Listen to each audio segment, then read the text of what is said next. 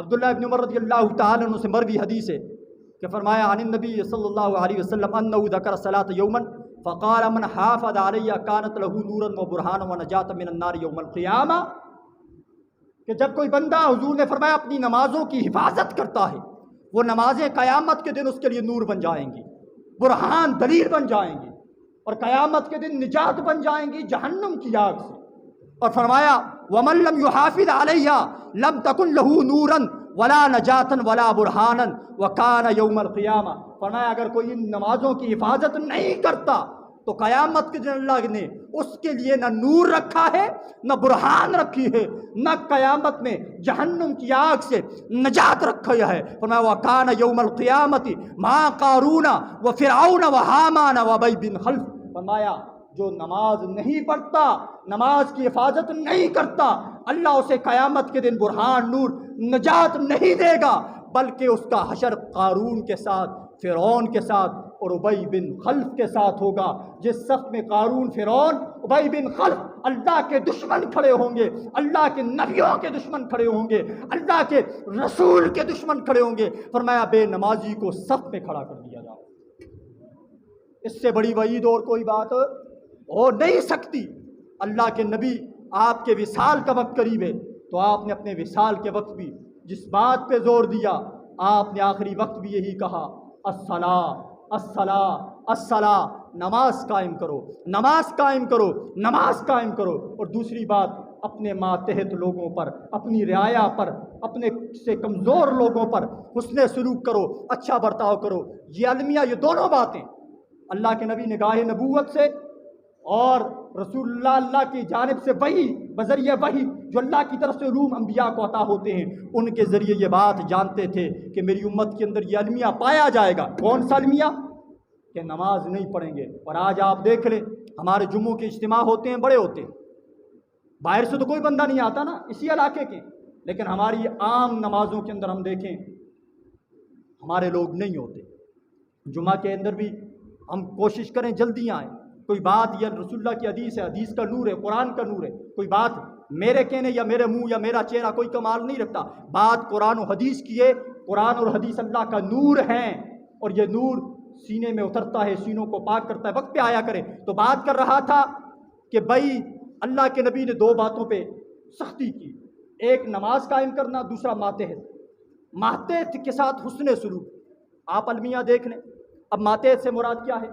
ماتحت سے مراد باپ کے نیچے جو اولاد ہے وہ بھی ماتحت ہے، جو نوکر ہیں وہ بھی ماتحت ہیں، جن کو آپ مزیرے کہتے ہیں، مزرع، وہ بھی آپ کے ماتحت ہیں۔ آپ کی کوئی گاڑی چلاتا ہے وہ بھی آپ کے ماتحت ہے، آپ کے ہاں کوئی کام کرتا ہے وہ بھی آپ کے ماتحت ہے، آپ کی فیکٹری میں کوئی کام کرتا ہے وہ بھی آپ کے ماتحت ہے۔ آپ اس ملک کا، اس پاکستان کا، ہمارے لوگوں کا، مسلمانوں کا المیہ دیکھ لیں۔ روز آپ کو سوشل میڈیا پہ ویڈیو ملتی ہیں، معصوم بچیوں کو جو ہے نا، جو ان کے گھروں میں کام کرتی ہیں، ان کو مارا جا رہا، پیٹا جا رہا، تشدد کیا جا رہا ہے۔ روزانہ کوئی نہ کوئی نیا کیس آتا ہے، کل ایک اور کیس تھا، اس سے اگلے دن ایک اور کیس تھا۔ ٹھیک ہے، یہ کیا وجہ ہے؟ معاملہ کیا ہے؟ یہ اکڑ، یہ گمنڈ، یہ غرور، یہ تکبر ہمارے سینوں میں گھس چکا ہے۔ یہ پیسے کا، یہ جاہ و جلال کا گمنڈ ہمارے سینوں کے اندر موجود ہے۔ قارون سے زیادہ خزانہ ہمارے پاس نہیں ہے۔ 70 اونٹ اس کے خزانوں کی کنجیاں، چابیاں اٹھایا کرتے تھے۔ 70 اونٹوں پہ صرف چابیاں لا دی جاتی تھی۔ اللہ نے خزانے سمیت زمین پہ دسا دیا۔ فرعون کا حال دیکھیں۔ فرعون انا ربکم الاعلی، خود کو اپنا اعلیٰ رب کہتا تھا۔ اللہ رب العزت نے غرق کر دیا، اللہ رب العزت نے دریائے نیل میں غرق کر دیا۔ اسی طرح آپ نمرود کو دیکھ لیں، 800 سال حکومت کی اور ساری دنیا پہ حکومت کی۔ اللہ نے ایک لنگڑے مچھر پہ، مچھر کی عمر کتنی ہے؟ صبح پیدا ہوتا ہے، شام کو مر جاتا ہے۔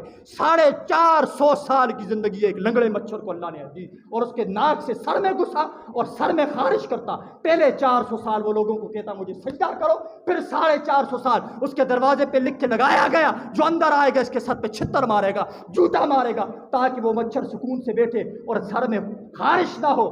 450 سال وہ اس عذاب میں مبتلا رہا۔ 450 سال مچھر صبح پیدا ہوتا، شام کو مر جاتا۔ رب نے ایک لنگڑے مچھر کو 450 سال زندگی دی۔ وجہ کیا ہے؟ یہ فرعونیت، یہ رعونیت، یہ قارونیت آج ہمارے اندر موجود ہے۔ ہم اپنے ماتحت، اپنے سے کمزور لوگوں پر نہ صلہ رحمی کرتے ہیں، نہ بلائی والا معاملہ فرماتے ہیں۔ ہمیں نہ خدا ترسی ہے، نہ رحم دلی ہے کہ ہم سمجھتے ہی کچھ نہیں ہے انسان کو اور مخلوق خدا کو رونتے جا رہے ہیں۔ اللہ کی عزت کی قسم، ایک مظلوم پر جب ظلم ہوتا ہے، جب ستم ہوتا ہے، جب اس کا حق مارا جاتا ہے، جب اس کی دل آزاری کی جاتی ہے، رب فرمایا اس کی آہ و بکا سے میرے عرش کے پائے ہل جاتے ہیں، میرے عرش کے پائے ہل جاتے ہیں۔ میں اس بد دعا کو فوراً سنتا ہوں اور جبرائیل سے اور فرشتوں سے کہتا ہوں کہ اس کی آہ بھی پوری نہ ہو، اس پہ ظلم کرنے والے ظالم پہ عذاب کو نازل کر دے۔ اور جو عذاب اس پہ نازل ہوتا ہے اسے نظر نہیں آتا، اسے دکھائی نہیں دیتا، وہ سمجھتا ہے یہ دنیا کے نشیب و فریز ہیں، صبح بیماری آئی، شام کو پریشانی آئی، گھر میں فاقے ہیں، تنگ دستی ہے، پوری نہیں پڑتی، معاملہ کیا ہے؟ اس لیے مخلوق خدا کے دل دکھانے چھوڑ دو۔ اللہ کے نبی نے وصال کے وقت ان دو باتوں پہ سختی، اپنے سے ماتحت کے ساتھ اس نے سلوک کرو اور نماز کے عادی بن جاؤ۔ اور ہم نماز پڑھتے ہیں، یہ کوئی معمولی عبادت نہیں ہے، اس پہ اتنا بڑا درجہ رکھا گیا۔ فرمایا جب بندہ خدا مسجدوں میں صفے بنا کے، یہ ہم صفے بنا کے بیٹھے ہیں نا، تو آسمانوں پہ فرشتے رش کرتے ہیں اور جرمٹ کی صورت میں آتے ہیں، کافروں کی صورت میں آتے ہیں اور رب سے کہتے ہیں ربا کاش کہ ہم بھی انسان ہوتے، یوں ہی صفے بنا کے تیری عبادت کیا کرتے۔ اس لیے اشرف الخلق کا تاج ہمارے سروں پہ رکھا۔ ہمیں اتنی اللہ نے عزت دی، اس بندگی میں بھی ہم سمجھتے ہیں اللہ کے مقام کو بلندی ملے گی، ہم نہ بھی نماز پڑھیں وہ رب ہے، ہم نہ بھی نماز پڑھیں وہ خدا ہے، اس بندگی سے جو تاج اور عزت کا سہرا ملتا ہے ہمیں ملتا ہے۔